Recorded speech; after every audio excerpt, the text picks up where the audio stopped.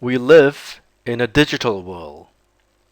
As such, network security then becomes about protection of digital signals, namely ones and zeros, as these digital signals are going between a transmitter and a receiver over a network. There are a number of underlying fundamental building blocks that are used in most of the cryptographic algorithms out there, and they process digital signals, ones and zeros, and combining these primitives allows us to build various cryptographic algorithms. Some of these primitives are pseudo-random generators. Now, actually, it would be good to have truly random numbers for some of these algorithms, but in practice, pseudo-random numbers are good enough. What do we mean by that? A pseudo-random generator generates streams of ones and zeros that are not actually random, but for most intents and purposes, they appear random. If you do various statistical tests on them, they look random. It's hard to tell that they are not random and follow some kind of deterministic algorithm. Besides pseudo-random generators, other primitives you would find in cryptography are ciphers. Block ciphers are where blocks of bits are encrypted, and then the results are concatenated together, but each block is processed separately.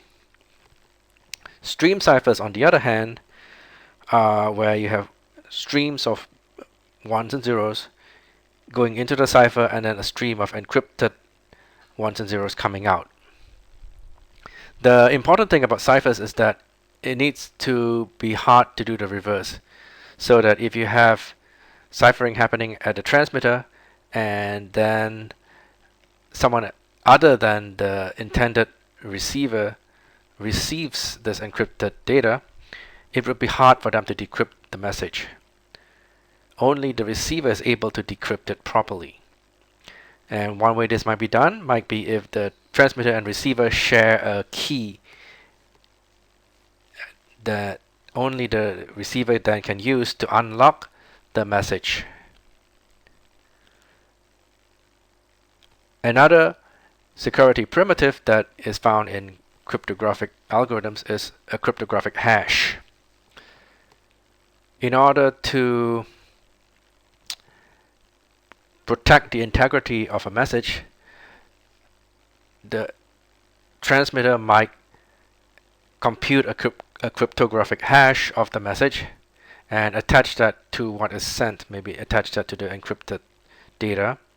On the other side, the receiver can then check to see if the received message, when it's hashed, it matches the message digest that was sent along with the message.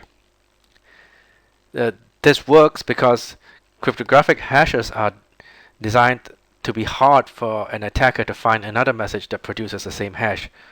So if an attacker actually has modified a message, it will very likely have a different hash. It's very hard for an attacker to, after modifying the message, to then make some additional modifications perhaps, such that the resultant message would produce the same hash. So the hash is not going to match. Now all of these security primitives can be combined in various ways, and they are done so in different cryptographic algorithms, but they are not easy to do. It's difficult and tricky to apply.